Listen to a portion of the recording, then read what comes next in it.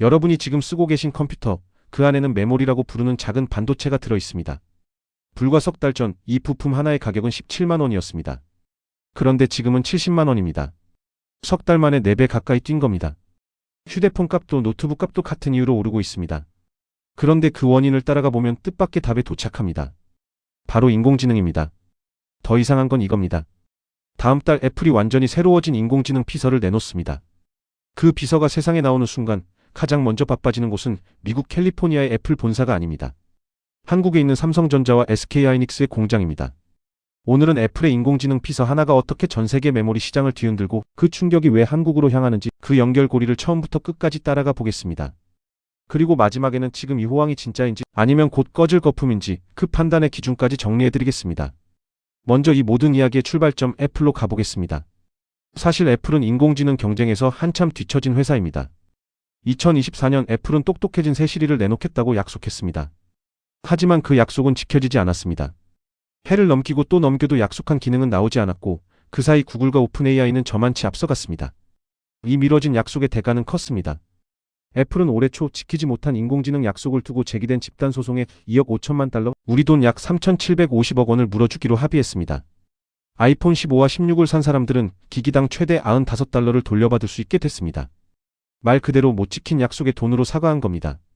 회사 안에서도 큰 변화가 있었습니다. 오랫동안 애플을 이끌어온 팀 쿡이 한 발 물러나고 하드웨어를 총괄하던 존 터너스가 오는 9월 1일 새 최고 경영자로 취임합니다. 새 수장이 가장 먼저 풀어야 할 숙제가 바로 이 인공지능입니다. 그래서 애플이 꺼내든 카드가 충격적입니다. 자존심 강한 애플이 새 시리의 두뇌를 자기 기술이 아니라 구글의 인공지능 제미니로 채우기로 한 겁니다. 세계 최고의 기술 회사가 핵심 두뇌를 경쟁사에게서 빌려오기로 한 셈입니다. 그만큼 절박하다는 뜻입니다. 다음 달 열리는 애플 개발자 행사에서 10수년 만에 최대 시리 개편이 공개될 것으로 보입니다. 다만 이건 아직 공식 발표 전 관측이라는 점은 분명히 해두겠습니다. 자, 그럼 이 새 시리가 왜 메모리와 연결되는지 보겠습니다. 새 시리는 단순히 날씨를 알려주는 음성 비서가 아닙니다. 사람처럼 대화하고 화면에 뭐가 떠 있는지 이해하고 복잡한 작업을 대신 처리합니다. 이런 인공지능을 작동시키려면 엄청난 계산이 필요합니다. 문제는 이 계산을 어디서 하느냐입니다. 그동안 인공지능은 주로 멀리 떨어진 데이터 센터, 즉 거대한 컴퓨터 창고에서 돌아갔습니다. 그런데 애플은 이 인공지능의 상당 부분을 휴대폰 안에서 직접 돌리려 합니다. 더 빠르고 사생활도 지킬 수 있기 때문입니다. 인공지능을 손안의 기기에서 돌리려면 한 가지가 반드시 늘어나야 합니다. 바로 메모리입니다. 인공지능이 생각을 하려면 그 생각의 재료와 중간 과정을 어딘가에 펼쳐둘 작업 공간이 필요합니다. 그 작업 공간이 바로 메모리입니다. 인공지능이 똑똑하고 복잡해질수록 펼쳐야 할 작업 공간도 커집니다. 그래서 인공지능 기능이 강해질수록 휴대폰 한 대에 들어가는 메모리의 양도 함께 늘어납니다. 숫자로 보면 분명합니다. 시장 조사업체 트렌드포스는 인공지능 스마트폰이 퍼지면서 올해 휴대폰 한 대에 들어가는 메모리의 양이 작년보다 15% 넘게 늘어날 것으로 팠습니다. 휴대폰을 더 많이 팔지 않아도 한 대당 들어가는 부품이 더 많아진다는 뜻입니다. 이건 그냥 기능 하나가 추가되는 수준이 아니라 휴대폰이라는 물건의 부품 구성 자체가 바뀐다는 신호입니다. 그런데 하필 이 시점에 메모리가 모자랍니다. 그것도 심각하게 모자랍니다. 앞서 말씀드린 PC용 메모리가 석 달 만에 4배 가까이 뛴 게 그 증거입니다. 가격 지표를 보겠습니다. 올해 1분기 데이터 센터 서버에 들어가는 메모리 가격은 직전 분기보다 60% 넘게 뛰었습니다. 저장 장치인 낸드 플래시도 최대 38% 올랐습니다. 휴대폰에 들어가는 저전력 메모리는 1년 새 2배 이상 뛰었고 일부 전망은 올해 2분기 가격이 작년 3분기에 거의 3배에 이를 것으로 봅니다. 2018년에 반도체 초호황기 당시를 웃도는 수준입니다. 공급은 어떨까요? 삼성전자, SK하이닉스, 마이크론.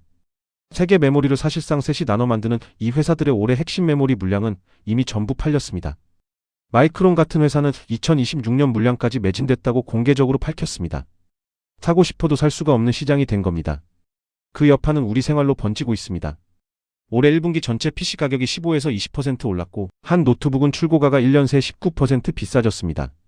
한 시장 조사기관은 올해 PC 출하량이 11% 넘게 줄어들 거라고 봅니다. 비싸지니 덜 산다는 겁니다. 압권은 애플입니다. 세계 최고의 회사조차 메모리가 모자라서 다음에 내놓을 일부 컴퓨터 제품의 출시 시점을 미뤄야 할 처지에 놓였습니다. 만들고 싶은 수요는 넘치는데 부품이 못 따라오는 겁니다. 여기서 가장 중요한 질문이 나옵니다. 인공지능 때문에 메모리 수요가 폭발했다면 메모리 회사들은 그냥 더 많이 만들면 되는 거 아닐까요? 왜 부족할까요? 답은 메모리에도 종류가 있다는 데 있습니다. 지금 인공지능 데이터 센터가 미친 듯이 사들이는 건 고대역폭 메모리라고 부르는 특수한 고급 메모리입니다. 엔비디아의 인공지능 가속기에 차곡차곡 쌓여 들어가는 바로 그 메모리입니다. 이 고급 메모리는 가장 비싸게 팔리고 가장 많은 이익을 남깁니다. 그런데 결정적인 사실이 있습니다. 이 고급 메모리 하나를 만드는 데는 일반 메모리보다 약 3배 넓은 원판, 즉 웨이퍼 면적이 들어갑니다. 같은 공장, 같은 라인에서 이 비싼 메모리를 더 많이 만들수록 우리가 흔히 쓰는 일반 메모리를 만들 자리는 3배씩 빠르게 사라진다는 뜻입니다. 메모리 회사 입장에서 생각해보면 당연한 선택입니다. 이익이 훨씬 큰 고급 메모리 쪽으로 공장 라인을 몰아주는 겁니다. 그 결과 휴대폰과 PC에 들어갈 일반 메모리를 만들 자리가 줄어들고 공급이 모자라고 가격이 폭등한 겁니다. 업계에서는 이걸 두고 일반 메모리를 만들 라인 자체가 없다고 말합니다. 정리하면 이렇습니다. 휴대폰 메모리가 비싸진 진짜 이유는 휴대폰 수요 때문만이 아닙니다. 엉뚱하게도 멀리 떨어진 데이터 센터가 공장을 비워버렸기 때문입니다. 가장 비싼 메모리를 더 만들수록 흔한 메모리 값이 오르는 역설. 이것이 지금 벌어지는 일의 핵심입니다. 이제 두 흐름을 겹쳐보겠습니다. 한쪽에서는 데이터 센터가 고급 메모리를 빨아들이며 공장 라인을 비우고 있습니다. 그런데 바로 그 시점에 애플 같은 회사들이 휴대폰을 인공지능 기기로 바꾸면서 휴대폰에 들어갈 메모리를 더 달라고 합니다. 여기서 우리는 평소에 잘 안 보이던 장면 하나를 마주하게 됩니다.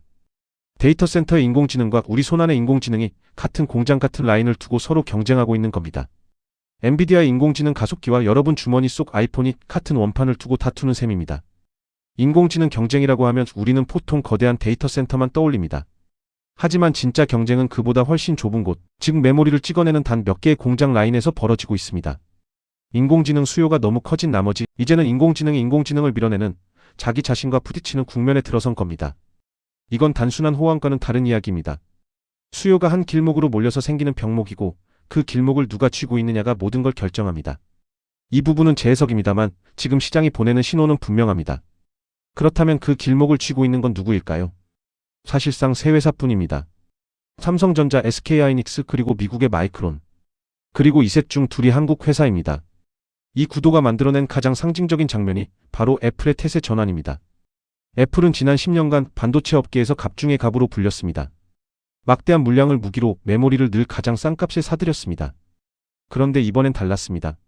물건이 없으니 그 애플조차 가격을 받아들이고 물량 확보 경쟁에 뛰어들어야 했습니다. 여러 매체가 이 장면을 두고 애플이 패기를 들었다고 표현했습니다. 힘의 방향이 바뀐 겁니다. 물건이 흔할 때는 사는 쪽이 칼자루를 쥡니다. 하지만 지금처럼 물건이 없을 때는 만드는 쪽으로 힘이 넘어갑니다. 한 증권사 애널리스트는 메모리 값이 계속 오르면 스마트폰 가격도 올라서 사람들이 휴대폰을 냉장고나 세탁기처럼 오래 쓰는 내구재로 여기게 될 수도 있다고 분석했습니다. 부품 하나의 품기가 우리가 휴대폰을 바꾸는 주기까지 바꿀 수 있다는 겁니다. 이 모든 일의 배경에는 상상하기 어려운 규모의 돈이 있습니다. 구글, 아마존, 마이크로소프트, 메타. 이 네 회사가 올해 인공지능 시설에 쏟아붓는 돈만 합쳐서 최대 7천억 달러, 우리 돈으로 1,000조 원이 넘습니다. 작년보다 60% 이상 늘어난 기술 역사상 가장 큰 단일 연도 투자입니다. 그런데 흥미로운 고백이 있었습니다. 이 거대 기업들의 최고 재무 책임자들이 자기들이 쓰는 돈의 상당 부분이 순수하게 더 많이 사서가 아니라 부품값 자체가 비싸졌기 때문이라고 인정한 겁니다. 그리고 그 부품값 인플레이션의 발원지로 지목된 곳이 다름 아닌 한국의 메모리 회사들입니다. 세계에서 가장 비싼 인공지능 청구서의 상당 부분이 한국에서 만든 부품값으로 채워지고 있다는 뜻입니다. 여기까지 들으면 한국 메모리 회사들에게는 그저 좋은 일처럼 들립니다. 하지만 냉정하게 짚어야 할 반대편이 있습니다. 첫째, 영원한 부족은 없습니다. 메모리 산업은 원래 2년에서 3년마다 가격이 폭등하고 폭락하기를 반복해 온 시장입니다. 지금 삼성전자와 SK하이닉스는 새 공장을 짓고 있습니다. SK하이닉스는 청주와 용인의 새 생산시설 가동 시점을 앞당기고 있습니다. 이 공장들이 본격적으로 돌기 시작하면 부족은 풀리고 힘은 다시 사는 쪽으로 넘어갈 수 있습니다. 전문가들은 그 완화 시점을 빨라야 2027년 하반기로 봅니다. 둘째, 그런데 정반대의 시각도 있습니다. SK그룹의 최태원 회장은 공급 부족의 핵심 원인이 반도체의 원재료인 웨이퍼 부족이라고 진단했습니다. 그는 새 웨이퍼 시설을 확보하는 데만 4년에서 5년이 걸리고 2030년까지 전 세계 공급 부족이 20% 넘게 이어질 수 있다고 내다봤습니다. 만약 이 진단이 맞다면 이번 호황은 과거처럼 금방 꺼지는 사이클이 아니라 훨씬 길고 구조적인 변화일 수 있습니다. 결국 이 두 시각의 충돌, 즉 곧 풀릴 일시적 품귀냐 아니면 몇 년을 가는 구조적 부족이냐가 앞으로 모든 판단의 갈림길입니다. 다시 처음으로 돌아가 보겠습니다. 석 달 만에 4배가 된 메모리 가격, 그리고 다음 달 나올 애플의 새 인공지능 비서. 따로 보면 상관없어 보이던 이 두 사건은 사실 하나의 끈으로 이어져 있었습니다. 인공지능이 데이터 센터를 넘어 우리 손안으로 내려오면서 전 세계가 같은 메모리, 공장 라인이라는 하나의 좁은 길목으로 몰려들고 있다는 것. 그리고 그 길목을 쥔 세 회사 중 둘이 한국 회사라는 것입니다. 그래서 지금 우리가 던져야 할 질문은 단순히 인공지능이 한국 메모리에 좋은 소식이냐가 아닙니다. 진짜 질문은 두 가지입니다. 이 길목의 혼잡이 언제까지 이어질 것인가? 그리고 이것이 과거처럼 반복되는 사이클인가, 아니면 판 자체가 바뀐 구조적 변화인가? 계약 발표나 신제품 소식이 아니라 바로 이 두 질문에 대한 답을 추적하는, 사람이 같은 뉴스를 보고도 전혀 다른 것을 보게 될 겁니다. 본 영상은 투자 추천이 아닙니다. 넥서스 R8앱이었습니다.